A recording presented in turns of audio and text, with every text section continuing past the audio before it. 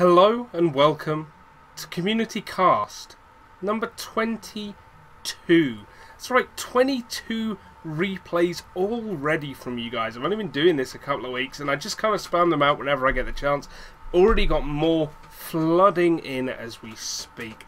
Of course, I am your host, you know this by now, the vocal terrorist Jesse Rain, and we are here on Sarcasm Gaming's YouTube channel.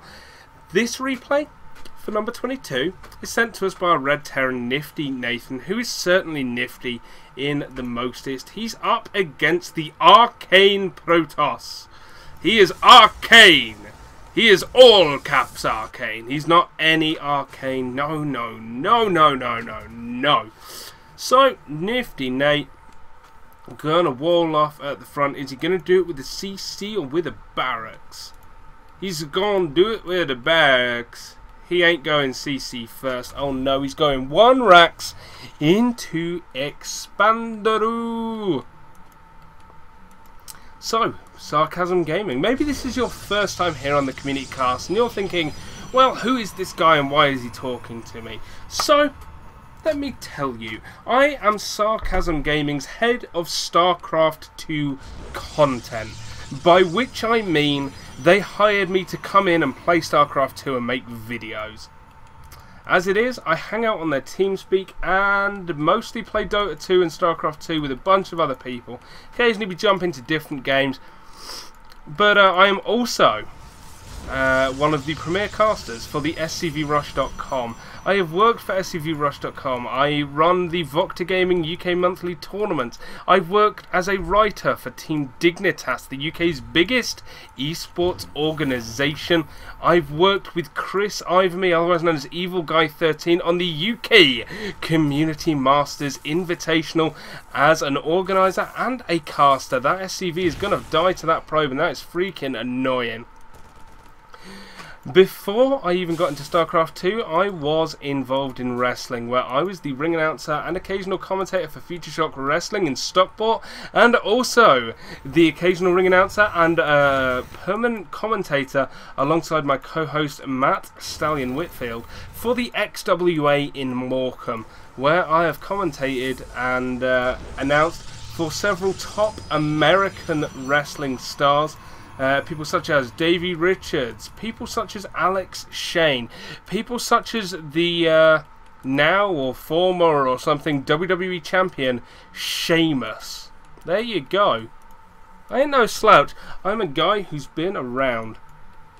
And I like to fill the start of my videos by talking about stuff that ain't got to do with what's in the game, because you guys know by now how this game works. One racks expand for Niftynathan into a couple more barracks because doesn't want gas yet. It's up against the Protoss, so you don't need tanks or Hellions super quick.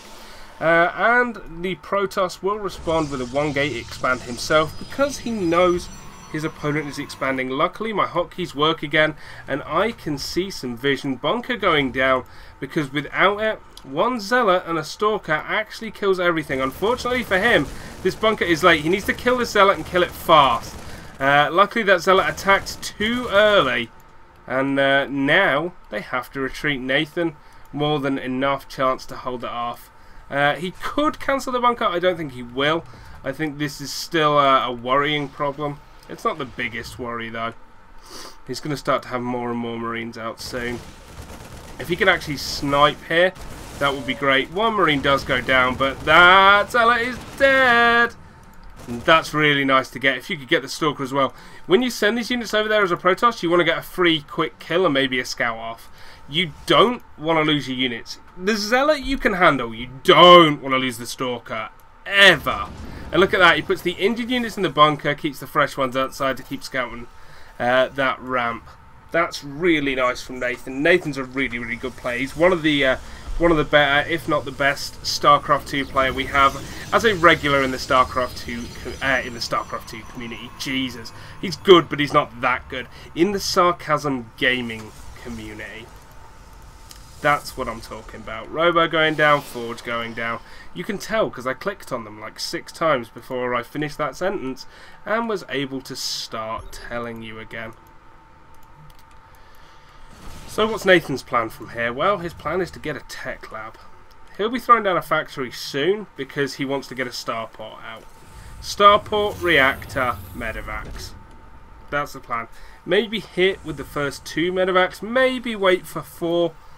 Have to see. Right now, still just pure marine out for him. But with this tech lab, he'll start to get out marauders as well. Are we going double reactor? Yeah, double reactor. So just 1 marauder coming out from each production cycle. Yeah, there we go. Actually cancels the marine to make the marauder. So concussive shell going to be the first upgrade out. It's one of the fastest. In fact, I think it is the fastest. At least the fastest useful one. It's faster than combat shield and stim.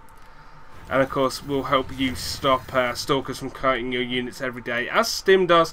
Combat shield does not help you do that. And without medevacs, stim is still a little bit of a risky proposition.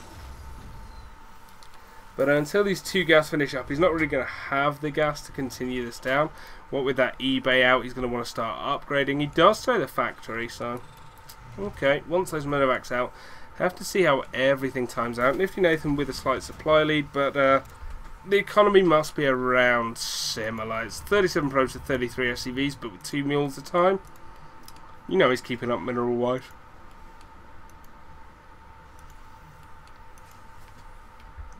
Observer for Arcane. Gonna scout everything. Because why not? That's his job. That's his name. Were we gonna scan? Nope. Oh, that's nice positioning actually. You'd have to surround that and then scan it just to make sure it didn't escape. Of course, not the easiest of things to say. I mean, look at that. There are players that notice it. I'll give them credit for that. But it's very, very hard to see when it's there. Starport is on the way for Niftynathan. More gateways and the Twilight Council coming down. Colossus starting to get out. With the starport being where it is, it will take that reactor, and he's going to go medevacs before Vikings, but we've already got Colossus out, so he's going to have to be careful if he does decide to push. We've got a hidden pylon, not really a proxy pylon, because it's still a long way from Nathan's base. But that means it's unlikely to be scouted, and it just gives him an option to set up a flank in the future if Nathan decides to attack in the middle of the map.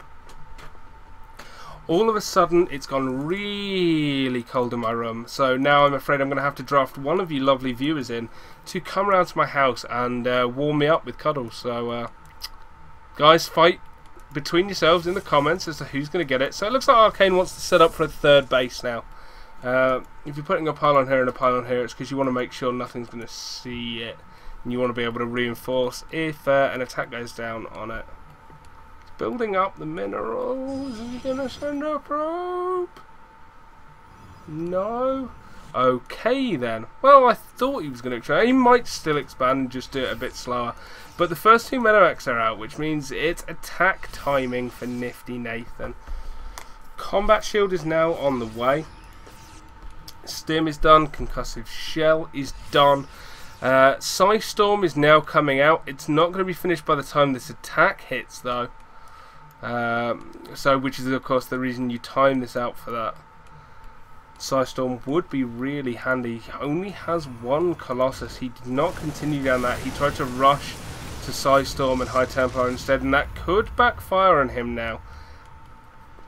Niftynathan being careful not to engage directly. Now wants to go in stims. Focuses down the Colossus. Once that Colossus is dead, there's not a lot else to help out.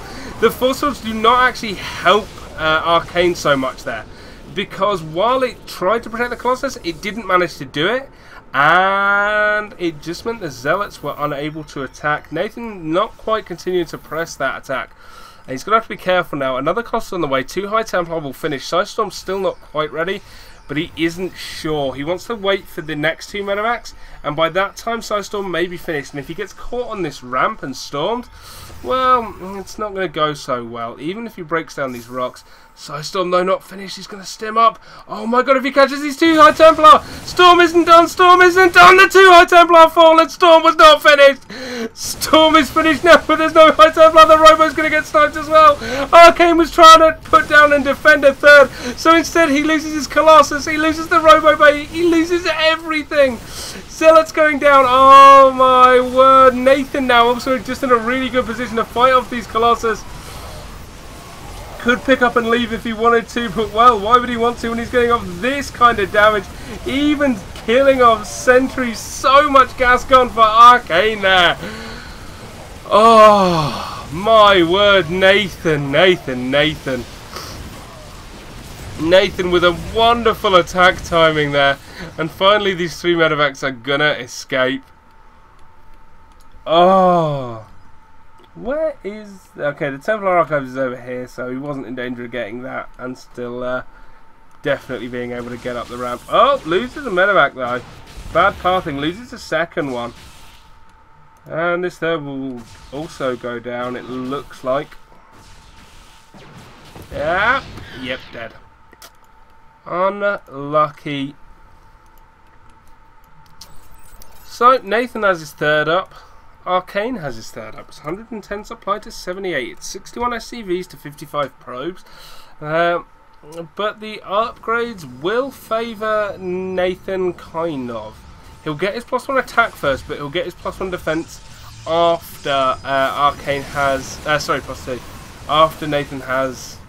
After Arcane has +2 armor. Jesus. Words are difficult. He wants to snipe this 3rd, but there's a lot of Zealots here. There's a lot of army here that he has to be careful of, but he really wants to kill this. Perhaps another stim and a focusing down, but no. Storm puts an end to that for good. Storm is so strong against these bio armies. It's a real difficult thing. We're going to want to see Nathan transition into Ghost from here. I don't know if he will. He should. Because when you're seeing this much reliance on High Templar, wow, he's actually going to lose everything here. Arcane loses everything here, and a drop here. It means this Templar Archives is gone. Do we have any High Templar? We have 5 High Templar, and Arcane's just quit. Arcane lost his army. He had a drop at the back of the expansion. He's like, I've had enough. I'm going home. So, Niftynathan smashes Arcane in a TVZ. Oh, excuse me. And that is the end of this replay. There are more to come though, so keep your eyes peeled on youtube.com/SarkGaming to see more in the Community Cast series from me, the vocal terrorist Jesse Rain. Thanks for watching. Don't forget to check us out at sarcasmgaming.com and send me your StarCraft 2 replays, Wings of Liberty or Heart of the Swarm to voctergaming@gmail.com. See you all for number 23.